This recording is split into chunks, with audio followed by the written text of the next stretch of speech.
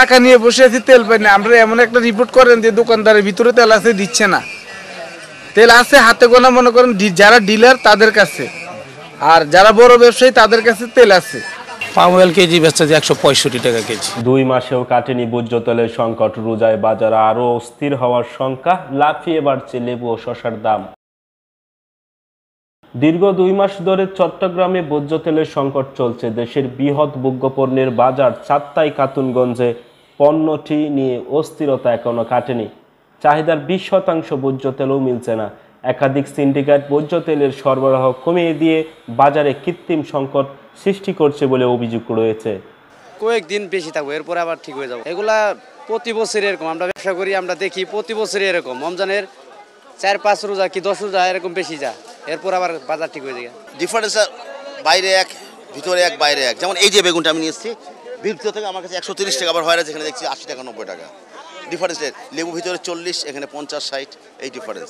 10 টাকা 5 টাকা এরকম 20 টাকা না, আমি হালির কথা বলছি, সরি। ডর্জন 120 টাকা চাচ্ছে, 180 টাকা চাচ্ছে। হ্যাঁ, কেন যে বাড়তি ভাই বুঝতে পারছি না। এটা কি আমাদের দোষ নাকি এটাকে মেনটেন করছে? আমি তো মনে করি যে অনেক সময় আমি আমার দোষ, আমার দরকার 1 কেজি, আমি নিচ্ছি 3 কেজি। বাজারে ক্রাইসিস করে ফেলছি আমরা নিজেরা। হ্যাঁ, আমার ধারণা, এটা আমার ওপিনিয়ন, যে আমরাই হয়তো বা ক্রাইসিস করছি। যেমন কালকে আমি তেল খুঁজে পাই না, আমি তেল পাচ্ছি না, কোথাও তেল নেই। ফ্রেশ তেল আসলে এক ভদ্রলোক দরকার, তার 4টা নিয়ে গেল, আরও 2টো বেশি, তাহলে ক্রাইসিস হয়ে গেল। আমি তো মনে করি আমাদেরও দোষ আছে।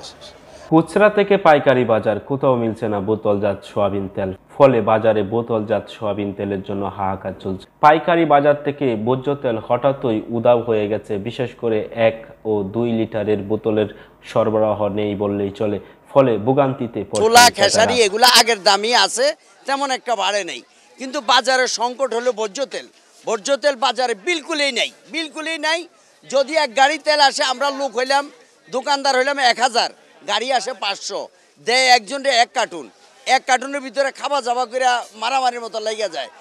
বাজারটিতে শক্তিশালী সিন্ডিকেটের কারণে এই পরিস্থিতি সৃষ্টি হয়েছে।